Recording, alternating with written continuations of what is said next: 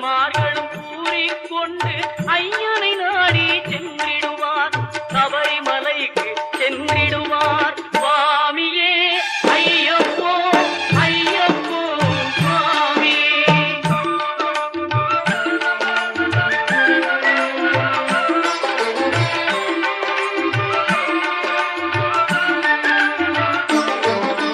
கார்த்திகை மாதம் மாலை அணிந்து நேர்த்தியாகவே விரதம் இருந்து